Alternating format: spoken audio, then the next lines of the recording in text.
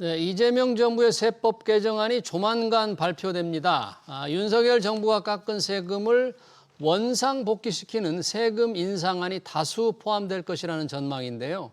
법인세, 증권거래세 인상 등이 거론됩니다. 세금 인상 바람직한지 저항은 없을지 두 분과 얘기 나눠보겠습니다. 김우철 서울시립대 세무학과 교수, 유호림 강남대학교 세무학과 교수 나오셨습니다. 어서 오십시오. 안녕하세요. 네. 자, 세법 개정안은 그 정부의 국정 운영의 기본 철학과 방침이 담겨 있는 겁니다. 이제 곧 발표되기 때문에 이재명 정부가 5년에 구상하는 과연 국정 운영 어떻게 할 것인가를 엿볼 수 있게 되는데요. 일단 첫 세제 개편안에서 재정 지출을 뒷받침하는 세수 확대에 초점이 맞춰질 거다 이렇게 전망이 나오고 있습니다. 김우철 교수님, 지금 아직 확정돼서 발표되지는 않았는데 지금 얘기 나오는 정부의 세법 개정안 내용 좀 어떻게 예상을 하세요? 어떻게 평가를 하세요? 네, 지금 감세보다는 그래도 증세 쪽 기조 아닐까 이런 네. 이제 얘기들이 오가지 많이 않습니까? 나오죠. 네. 지금 우리 재정 여건이 객관적 상황이 좋지는 않습니다. 네. 지금 올해 추경도 하고 해서 지금 관리재정 지적자가 마이너스 110조거든요. 110조. 예, 근데 이렇게 100조 원을 적자가 넘나들기 시작한 게 올해까지 벌써 6년 차예요. 네. 그러니까 그동안 엄청난 적자가 누적이 됐다. 그래서 재정 여건은 매우 안 좋고 건전성은 많이 이제 훼손은 됐죠. 그런데 한국은행이 이제 금리를 내리면서 우리 또 국내 경기가 안 좋고 해서 결국 안 좋은 상황이지만 재정도 역할을 해야 하지 않느냐 그런 지적도 맞는 말씀이거든요. 예. 그래서 결국 두 번의 추경까지 있었고 내년 예산을 지금 짜고 있습니다만 예산 지출 증가율은 그렇게 낮지는 않을 거다. 본 예산끼리 비교해 봐도 예. 그런 확대 재정을 하는 상황에 있기 때문에 돈은 더 쓰면서 이미 그동안 적자는 누적이 됐고 네. 세입 확충은 이건 선택의 여지가 없는 거죠. 그래서 네, 세입 확충. 그런 면에서 정부가 세입 확충 쪽으로 방향을 틀고 있는 것은 긍정적으로 평가하고 있고요. 예. 다만 지금 경기가 안 좋아서 지금 추경도 하지 않았습니까? 근데 여기서 본격적인 증세를 당장 시행한다? 그건 바람직하지도 않고 또 불가능한 일입니다. 예, 세입 그래서 확충 필요하지만 고용이나 본격적인 경제 증세. 상황의 회복을 봐가면서 예. 단계적으로 하되 일회성 세수 증가만을 위한 일회성 그 증세가 아니고 우리나라 전체 세제의 구조를 개선해 가면서 세입을 확충하는 중장기적인 접근이 가장 바람직합니다. 종합적인 총평가 아직 이제 세제 개편에 나오질 않아서 조금 조심스럽게 말씀을 해주셨습니다만 지출이 늘어나는 만큼 필요한 뭔가 이게 세수 확보가 필요한 쪽으로 가야 된다 그런 말씀이시고 우리 유호림 교수님도 좀 비슷한 생각이신가요? 어떻게 보세요? 네, 기본적으로 뭐 잘 아시는 것처럼 지난 3년간 거의 90조 가까운 감세를 했기 때문에 사실은 재정 여력 그리고 이제 재정이 가지고 있는 충실성이 지금 많이 잠식된 상황이거든요. 감세 영향으로. 예, 네. 그렇습니다. 그렇기 때문에 일단은 김우철 교수님 말씀하신 것처럼 증세가 필요한 시기는 맞는 것 같고요. 그렇지만 이제 한 번에 너무 과도하게 증세를 시작한다면 지금 현재 거시경제 상황 너무나 잘 짚어주셨기 때문에 제가 추가로 네. 말씀드리지 않겠습니다만 한 번에 너무 과도한 증세를 하게 되면 오히려 이제 경기 회복의 마중물이 아니라 경기 회복을 조금 저해할 수 있는 문제가 있기 때문에 과거 윤석열 정부 3년 동안 있었던 감세를 회복하는 정도, 원복하는 정도의 증세가 1차적으로 필요하다라고 생각이 들고요. 예. 이제 구체적으로 조금만 더 말씀드리면 재정 여력이 감소됐다라고 할지라도 우리 민간 경제가 지속 성장할 수 있는 시스템이 갖춰져 있더라면 사실은 감세 효과가 좀 이 대기업에 대한 감세가 많았으니까요. 감세 효과로 인해서 계속해서 투자와 고용이 증가하면서 경기가 좋아질 수도 있었을 텐데 이제 가장 큰 문제는 지금 중산층이나 자영업자들이 코비드 19 이후에 사실은 금융 부채가 너무 많이 증가한 상태고요. 가처분 소득이 잠식됐고 네. 자영업자 100만 가까이가 작년에 폐업을 했는데 그 말은 4인 가정 기준으로 하면 400만 명의 소득이 지금 사실상 없다는 얘기가 돼버리고요. 자, 그런데 이런 첫 번째 코비드 19를 지나면서 거시경제 정책에 있어서 재정 지출을 조금 너무 아꼈던 것이 첫 번째 좀 누적된 문제였고 두 번째로는 지난 정부의 감세 정책의 핵심이 뭐냐면 해외 투자를 활성화시키는 방향으로 많이 움직였거든요. 그 말은 뭐냐면 우리나라의 자본과 설비 이런 것들이 해외로 유출될 가능성이 매우 높다.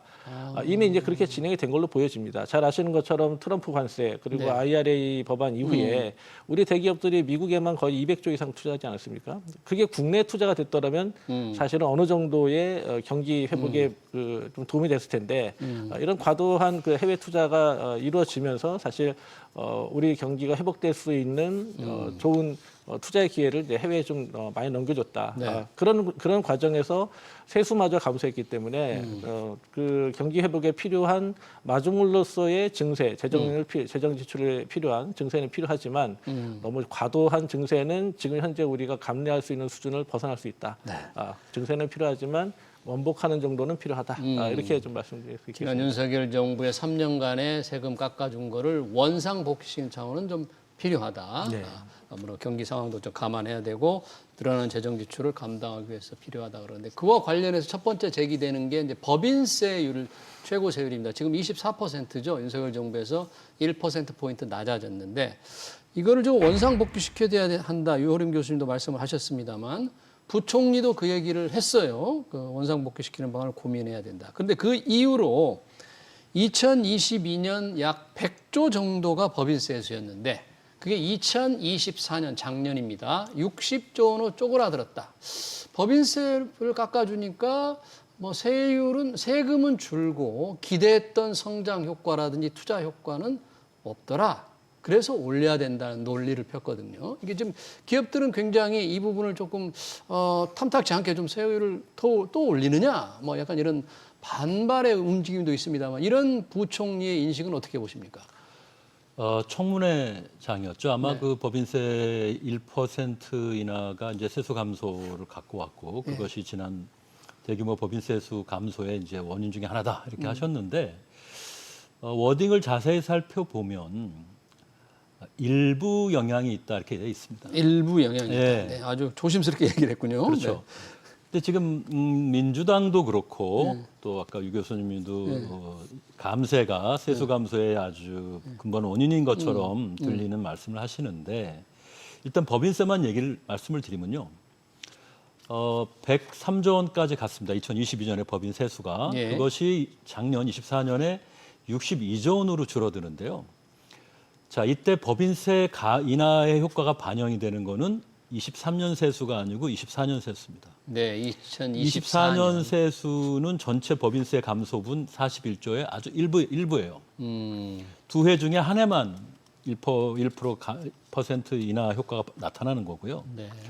22년에 기재부나 국회예산정책처에서 1% 인하가 대략 4조 원 내외의 세수를 감소시키는 효과가 있다. 4조 원. 예, 네. 4조 원. 예.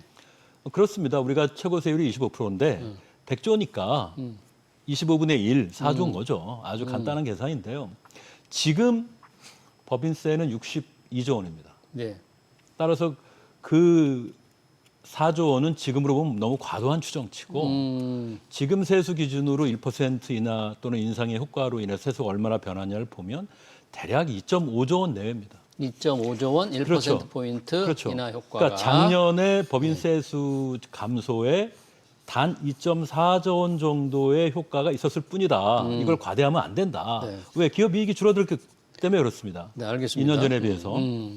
그래서 법인세 세율 인하는 전체 41조 중에 2.5조만 영향을 준 거예요. 근데 이건 절대 큰 비율이 아닙니다. 큰 비중이.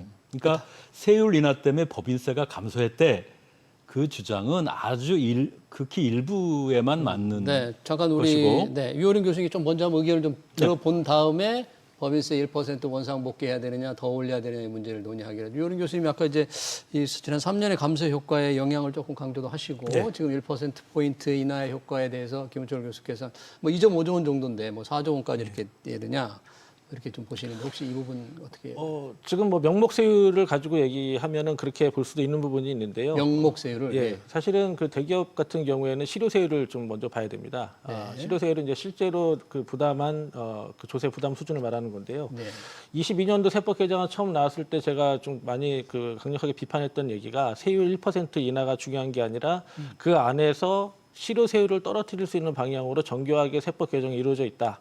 그렇기 때문에 예상보다 굉장히 큰 폭의 세수 감소 효과가 있을 것이다 이렇게 말씀을 드린 바가 있고요. 예. 실제로 이제 그 통계 수치를 좀 보시면 21년도 그러니까 문재인 정부 마지막 해죠. 그 당시에 대기업들의 실효세율은 대략 22%, 21.9% 정도였고요. 전체 이익 중에 실제로 낸 세금을 실효세율로 하는 맞습니다. 거죠. 22%. 그런데 그게 24년도 기준으로 보면 대기업 기준으로 보면 18.6%까지 떨어졌고 그다음에 상위 5대 기업으로 이걸 이제 포커스를 줄여보면 23년도 같은 경우에 13.9%. 네. 사실 중소기업이 한 14% 정도 되거든요. 그렇다는 거는 대기업들이 실효세율이 떨어질 수 있는 방향으로 굉장히 그 법인세법이나 아니면 국제거래와 관련된 세법 규정을 정교하게 바꿔놨다. 제가 그 당시에 그렇게 지적을 하면서 그 핵심적인 것이 해외 자회사 수입 배당금 입금 물산입 95%로 높이는 거다. 이런 말을 했었습니다. 네. 실제로 이 제도를 2009년도에 영국하고 일본이 먼저 시행을 했었는데요. 그 이후에 나왔던 뭐 영국의 옥스퍼드 대학의 연구 보고서라든지 그다음에 일본 학자의 연구 보고서를 보면 실증 분석한 논문인데 실제로 일본과 영국에 소재하는 모회사가 소재하는 그 본토 내 모회사의 실효세율은 굉장히 낮아지고 해외 투자가 증가하고 그리고 자본 유출이 심화되더라라는 그 결과가 이제 나온 바가 있습니다. 사실 이제 제가 그 논문을 보고 그 당시에도 이런 얘기를 했던 건데요. 자회사의 이익금을 예. 산입하는 이 규정이 바뀐 거죠. 그때? 그렇죠. 자회사에서 모회사로 해외 자회사에서 모회사로 배당을 줄 때 과거에는 자회사 소재국에서 납부한 세액만 모회사에서 차감해주는 형태, 이걸 해외 납부세액 공제라고 하는데요. 근데 이거를 이번에 윤석열 정부 첫 번째 세제 개편에서 해외 자회사로부터 들어오는 배당금에 대해서 모회사 수입에 아예 가산을 하지 않습니다. 95%를 빼주는 거죠. 그래서 실효세율이 많이 떨어지게 굉장히 됐다. 낮아지게 되고 그런 그리고 부분. 모회사 소재지에서의 투자가 아니라 자회사에서의 투자가 늘어납니다. 왜냐하면 거기서 투자를 늘리고 거기서 돈을 벌어야 배당으로 우리나라에 가지고 들어왔을 때 세금을 안 내거든요. 예. 예. 이런 것들이 이제 실효세율에 굉장히 큰 영향을 줬다. 이렇게 저는 지금 생각합니다. 세수 감소 사실 좀 효과를 어려운 세수 감소 효과를 실효세율 하니까. 얘기하고 있는데 이제 실효세율 얘기하고 다른 이제 감면을 얘기하시니까 제가 따로 또 말씀 안 드릴 수가 없는데 지금 해외 배당 수입에 대해서 송금할 때 추가로 세금을 내게 하는 국가가 OECD 국가에 우리 말고 또 있었나요? 마지막으로 남아있던 국가가 일본이에요. 그 전이 영국이었고. 그 나라도 버티다가 바꾼 거예요. 다른 나라 다 바꿨습니다. 세계 경영을 기업들이 하는데 너무 장애가 되고 기업의 경쟁력이 방해가 되니까. 한국도 끝까지 버티다가 가장 늦게 제도를 바꾼 겁니다. 우리나라만 바꾼 게 아니라는 점 말씀드리고 그것들은 기업의 국제 경쟁력 강화를 위한 것이었다. 물론 약간의 세수 감소 효과는 있지만 덕분에 해외에 유보돼 있던 많은 현금들이 국내로 들어와서 고용이나 투자에 활용될 가능성도 있었던 거예요. 그러니까 한 가지만 보시면 안 된다. 그다음에 기업의 이익이 줄 때는 옛날에 받아놨던 그런 세액 공제나 이런 걸 활용하지 못할 때가 있거든요. 그런 것들이 이제 소득이 작을 때는 훨씬 더 크게 작용을 해서 이게 우리가 평균치를 봐야 되는 거지.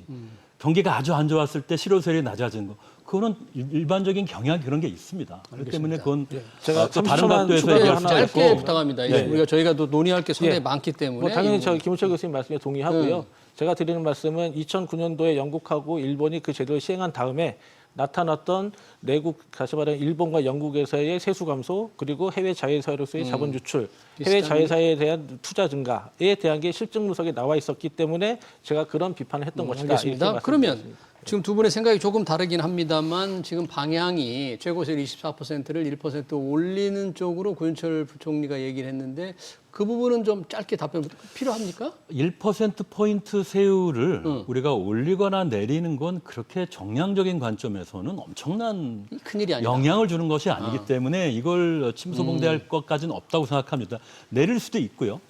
올릴 수도 있습니다. 문제는 이게 주는 메시지입니다. 정책적인 메시지. 상징. 메시지. 예를 들어서 정부가 바뀌자마자 2, 3년 전에 내렸던 세율을 다시 올린다. 그게 대단치도 않은 정도인데 곧장 그대로 올렸다. 세수 효과는 2.5조에 불과한데 마치 엄청난 세수가 들어올 것처럼 과장해 가며.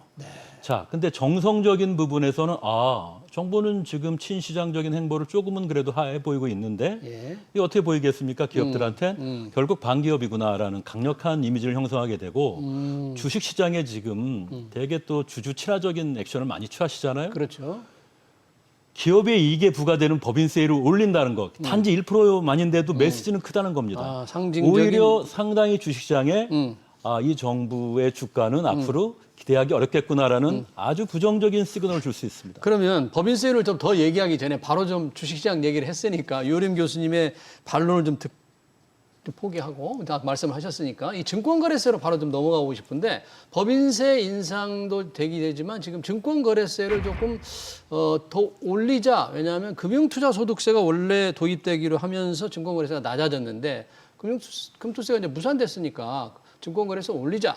이런 논의가 좀 있는 것 같아요. 방향이 그쪽으로 잡히는 것 같은데 이 부분은 어떻게 보세요, 그럼 유림 교수님께서는? 저는 지금 기본적으로 이번 정부가 세수가 필요하고 그다음에 재정 지출을 늘려야 되기 때문에 증세는 해야 된다. 그 중에서 가장 쉬운 게 뭘까를 선택한 게 아닌가 하는 생각이고요. 왜냐하면 지금 증시가 조금 살아나고 있고 증시로 자금이 계속해서 유입이 되고 있기 때문에 거래가 활성화되면 자동으로 늘어나는 게 사실은 그 증권거래세거든요. 그런데 너무 쉽게 판단한 게 아닌가 하는 걱정이 듭니다. 그래서 저는 이제 생각하기에 이거를 이렇게 단순히 증권거래세를 다시 높이는 것보다는 조금 더 좀 미세 조정을 좀 하고요. 그리고 더 나아가서는 미세 조정이라는 것은 뭐 조금씩 올리자 그런 얘기인가요? 예컨대 이제 제가 생각하고 있는 방법이 이렇습니다. 단기 투자자인 경우에는 사실은 단기 투자로 인해서 오히려 그 주가가 하락하는 문제가 발생할 수 있거든요. 그렇기 때문에 이 경우에는 뭐 인상을 하든 아니면 현행제 유지를 하든 내버려 두고 그렇지 않고 실질적으로 배당까지 기대하고 있는 중장기 투자자들의 경우에 대해서는 그게 대주주인 경우도 있고 개인 투자도 있을 수 있겠습니다만 어쨌든 그 경우에는 좀 보유 기간에 따라서 보유 기간에 3개월, 6개월, 12개월, 뭐 1년이 넘으면은 사실상 뭐 계속해서 그 거래를 유지하고 있는 실질적인 투자자라고 할 수 있기 때문에 그 부분에 대해서는 좀 감면을 해주는 방향으로 다시 말하면 정리해서 말씀드리자면 단기 투자 자금에 대해서는 증권거래세를 인상을 하든 유지하든 필요한 것이고요. 다만 이제 중장기 투자자에 대해서는 좀 감면해줄 필요가 있다. 이제 기본적으로는 제가 이렇게 생각을 하고 있습니다. 네, 지금 증권거래세 인상하니까 뭐 조금 아까 잠깐 언급했지만 주식시장 친화적인 정책이 나오는데 이게 좀 역행하는 거 아니냐? 뭐 투자자들 반드시 그런 반발이 저항이 나올 수 있거든요. 예, 일단 지난해 도입이 폐지된 금투세가 금투세. 이제 근본 원인이죠. 그렇죠. 투자자들 위주로 강력한 조세 조항이 있었고 당시 정부나 지금의 야당, 그러니까 지금의 정부죠. 당시 야당. 둘 다 이제 일치된 견해를 갖고 정부가 몇 년 전에 처음 내놨던 금투세법을 무위로 돌리지 않았습니까? 자, 근데 이 금투세법 도입을 전제로 여러 단계에 걸쳐서 증권거래세를 상당히 많이 낮췄습니다. 그렇죠. 근데 금투세가 폐지됐으니 정부로서는 어떤 생각이 들겠습니까? 제도는 사라졌으니 세제는 끝났고 무위로 세수라도 건져야 되지 않느냐. 그러니까 내렸던 거래세를 다시 회복하겠다는 자연스러운 발상을 할 수밖에 없는데 이 발상은 불가피한 면이 있습니다. 불가피하다. 왜냐하면 주식시장의 영역에서만 세부담 측면에서 특혜를 줄 수는 없는 거예요. 금투세도 안 하고 거래세도 안 걷겠다. 거래세도. 이것은 절대 좋은 선택이 아니죠. 지금처럼 세입을 확충해 가야 되는 시기에 따라서 거래세 회복은 불가피한 정부의 선택으로 보이는데 유 교수님은 잘 지적하셨지만 쉬운 증세죠. 그리고 이것은 단편적이며 유례적인 대표적인 증세죠. 제가 아까 말씀드렸다시피 제도의 개선을 통해서 구조 개선을 통해서 우리가 세입을 확충해야 되는데 소득 기반 과세가 금투세가 폐지됐다고 해서 그 자체를 포기해야 하는 건 아니에요. 거래세 위주로 다시 돌아가겠다는 것도 퇴행적인 발상이에요. 따라서 거래세보다는 불가피하니까 잠정적으로 할 수는 있으나 실제로 준비해야 하는 거는 소득 기반 과세를 금투세. 주식에 어떤 식으로 더 적용할 것인지를 고민을 해야 하는 겁니다. 우선 당장 세수가 주니까 정부도 얼마나 다급하겠어요. 쓸 곳은 많고. 그래 금융증권거래소도 올려봐야 되겠다고 지금 방향을 잡고 있는데 그런 부분 개미투자자들 저항 때문에 좀 단계적으로 해야 된다는 게 요림 교수님의 생각이시고. 또 증권과 관련되는 게 이게 상장 주식 양도세를 부과하는 게 대주주 기준인데요. 지금 10억 원입니다. 원래 50억 원이었는데 종목당 10억 원으로 낮춰졌어요.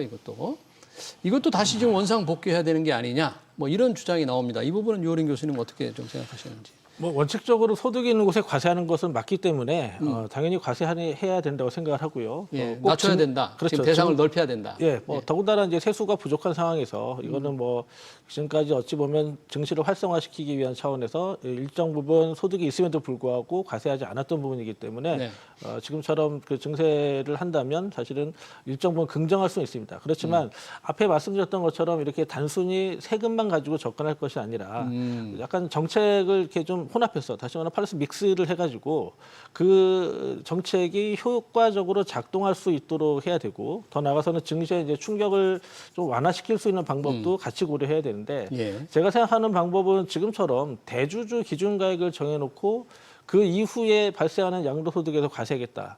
사실은 소득에 대한 과세인데 대주주 기준 과세하는 건 좀 어불성설이지 않습니까? 그래서 제가 생각하기에는 양도 차익을 기준으로 과세하는 방안을 한번 생각을 해보면 어떨까 싶고요. 물론 대주주 기준도 두고 양도 차익 기준도 두고 둘 다 할 수도 있겠지만 뭐 그런 방향으로 한다면 연말에 지금 개인 투자자들이 가장 두려워하는 대주주 회피 물량을 던져버리니까 시장이 짓눌린다. 그렇죠. 그러니까 대주주 회피 물량이 나오지 않도록 하려면 대주주 이건 아닌 건 간에 양도 차익을 기준으로 과세를 하면 됩니다. 왜 대주주를 기준으로 둬야 되는 이유가 저는 뭐 그건 금융투자소득세네요. 양도 차익으로 한다. 네, 그렇기 때문에 이어서 말씀드리고자 하는 것이 장기부에 대한 감면이라든지 아니면 2월 송실공제 같은 것도 이참에 꼭 금융투자소득세라는 명칭이 아니더라도 부분적으로 이렇게 좀 시장의 충격을 완화할 수 있는 정책을 같이 가야지. 지금 뭐 그냥 50억에서 다시 10억으로 낮추겠다라고 하면 분명히 연말에 또 대주주 회피 물량 나올 것이고요. 예. 그 과정에서 피해를 입는 개인 투자자들은 발생할 수밖에 없을 것이다. 근데 제 말씀은 모든 투자자들한테 양도차익 기준 과세하자 이 말씀이 아니고 대주주라고 할지라도 양도차익의 일정 금액을 초과하는 경우에 대해서 그때 그렇게 한다면 대주주 회피 물량이 크게 나오지는 않을 것이다. 이 정도 예상을 하고 있습니다. 알겠습니다. 이 세금이 지금 논란이 되는 세금이 굉장히 많은데 또 하나가 배당소득 분리과세입니다. 배당으로 조금 생활할 수 있게 하자는 이재명 대통령의 방침에 따라서 배당소득에 인센티브를 주자. 그래서 배당소득을 지금 분리과세. 현재 배당소득은 이자와 합해서 연소득이 2천만 원이 넘으면 분리과세를 합니다만 이거를 조금 높여서 하자 뭐 그런 취지인데 이게 또 부자 감세 아니냐. 배당 많이 받는 사람이 주식을 많이 가지고 있는 부자들이다. 그렇게 해야 되느냐 이런 논란이 있습니다. 배당소득 분리과세 어떻게 해야 될까요? 지금 역시 또 이제 주주 친화적인 그런 환경을 조성하기 위해서 배당소득 분리과세 제도가 이제 제안이 됐죠. 네. 아직 구체적인 내용이 나오지 않았기 때문에 정부안은 나오진 평가는 않았고요. 조금 이릅니다만 현재 들려오는 정보로만 판단하건대 일단 배당 성향이 35% 이상이 되면 참고로 지난해 코스피 같은 경우는 이제 20% 정도였습니다. 평균 배당 성향. 예. 네. 하지만 주요 대기업들은 일부는 30%까지 가 있었어요. 예. 삼성전자를 포함해서요. 그래서 35% 이상의 배당 성향이 이루어지면 이제 배당 소득에 대해서 원래는 종합소득세율로 과세되는데 최고 45%죠. 거기에 지방세하면 49.5. 근데 이거를 이제 25% 또는 3억 이하면 이제 20%까지 낮추겠다. 이런 민주당 이소영 의원이 발의한 법안입니다. 상당히 많이 떨어지는 거죠. 낮추는 거죠. 예. 근데 배당은 누가 주로 받느냐면 보통 일반 투자자들은 뭐 50만 원이면 많이 받는 겁니다. 배당소득이요? 예. 네. 상위 한 70, 80%가 15만 원? 1년에? 얼마 안 됩니다. 그러니까 개미 투자가들한테 주는 의미는 없습니다. 한 만 원, 뭐 5천 원 될까요?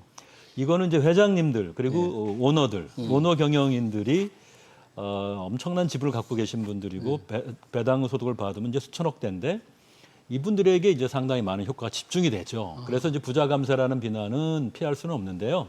이건 이제 표면적인 인식에 불과합니다. 왜냐하면 한국의 배당 소득세는 세계적으로 높다 이렇게 보셔야 돼요.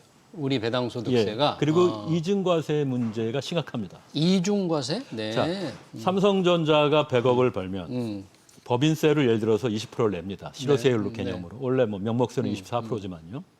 그리고 이제 나머지 이익이 세후 이익이 있으면 그중에 일부를 배당하는 거거든요. 그렇죠.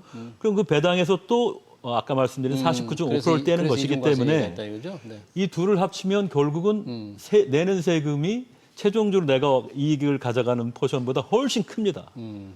그래서 해외 주요국들은 이런 의미에서 배당 단계에서도 세금을 매기고 법인 단계에서도 법인세 매기는 문제를 합리화하기 위해서 배당 소득에 대해서 분리과세를 많이들 취하고 있고요. 그래서 김은철 교수님은 예. 지금 이 부자 감세 논란이 있어도 배당 소득 분리과세를 좀 하는 게 부자 좋겠다. 감세 표면적으로 그렇게 보이지만 워낙 불합리한 세제였기 거기 때문에, 때문에 예. 합리화해야 하고 그 방식은 이중과세 문제를 조정하는 방식이어야지 지금처럼 배당 성향이 35% 넘을 때만 해주면 이거는 아주 부분적인 형식적인 개선이다 이거죠. 알겠습니다. 보다 근본적인 개선을 차지해야 한다. 네, 이렇게 말씀드리는 겁니다. 이중과세를 개선하는 부분은 또 더욱 상당히 쉽지 않을 것도 같은 생각이 듭니다만 근본적인 문제이기 때문에 유호림 교수는 이런 배당소득 분리과세에 대해서 부자 감세 논란에 조금 이게 좀 부딪히는 것 같은데 어떻게 해야 될까요? 네, 일단 원인부터 좀 말씀을 드리면요. 일단 현상을 기준으로 좀 설명드리겠습니다. 예컨대 그 메리츠금융그룹 회장께서 이번에 3,600억 배당을 받으셨죠. 근데 3,600억. 예, 근데 3,600억 배당 중에서 배당소득세를 낸 금액이 있느냐? 한 푼도 없습니다. 왜냐하면 감액 배당을 했거든요. 아, 일반 이익에서 배당받은 게 아니라 자본금을 줄여서 받는 배당에는 세금이 없었습니까? 네, 이게 뭐냐면 금융회사가 자기 자본을 확충을 해가지고 사업을 더 많이 하는 것이 자본 충실의 원칙 그리고 계속기회 원칙에 부합하는 것인데 네. 자본을 줄여가면서 자기 배당을 받는다. 이거 자체, 그러니까 이로 인해서 사실은 말씀드렸던 부자 감세 아니냐 이런 얘기가 나올 수밖에 없는 감액 것이고요. 배당의 케이스를 얘기하고 있는 예, 겁니다. 예. 그런데 만약에 이거를 지금 현행대로 49.5% 종합과세 한다라고 하면 1,700억 정도 세금을 내야겠죠. 그리고 15.4% 분리과세 한다라고 할지라도 554억 정도 세금을 내야 됩니다. 그런데 지금 말씀드린 것처럼 현행 법을 교묘하게 이용해서 사실은 이건 세법을 이용한 것도 있지만 상법의 규정을 이용한 거기 때문에 뭐 법에 적용되는 것을 잘 활용해서 절세라고 할 수 있겠지만 이런 것들을 일반 개인 투자자들이 할 수 있느냐? 그럼 못 하는 거거든요. 그렇기 그렇죠. 때문에 이에 대한 반발이 생길 수밖에 없는 것이고요. 그렇다면 지금 말씀드린 것처럼 이런 부자 감세 논란이 있는 배당 소득에 대해서 어떻게 하는 것이 좋을 좋겠느냐? 것이냐? 저는 개인적으로는 이참에 금융소득 종합과세 기준금액을 올리면 되지 않을까? 종합과세 지금 연간 이자 배당 2천만 원 이상인데 그걸 더 올리면 좋겠다. 예, 왜냐하면 지금 바로 지금 다시 금융소득 종합과세를 강화하거나 아니면 지금 현행대로 계속 유지를 하지 않고 너무 낮춘다라고 하면 부자 감세 얘기가 나올 수 있으니 실제로 김우철 교수님 말씀하신 것처럼 개인 투자자들 중에 중산층 정도 되는 분들이 혜택을 볼 수 있는 정도의 범위까지는 확대를 해주고 이렇게 대주주들이 자신들의 지위를 이용해가지고 어찌 보면 부당하게 세금을 좀 이렇게 절감하는 또는 회피하는 이런 것들을 좀 이렇게 장치적으로 법률적으로 막아놓는다면 부자 감세에 대한 논란은 그렇게 크지 않을 거라고 생각합니다. 지금 말씀하신 메리츠금융은 일반 이익 배당하는 게 아니고 자본금을 줄인 감액 배당의 경우에 지금 배당 소득세가 없기 때문에 세금을 안 냈다는 부분 좀 명확하게. 최근 3년간 한 200여 개 기업이 이걸 많이 했습니다. 자, 세법 개정은 할 얘기는 많습니다만 시간 관계상 여기서 마쳐야 될 것 같네요. 지금까지 김우철 서울시립대 세무학과 교수, 유호림 강남대학교 세무학과 교수였습니다. 고맙습니다. 네, 감사합니다.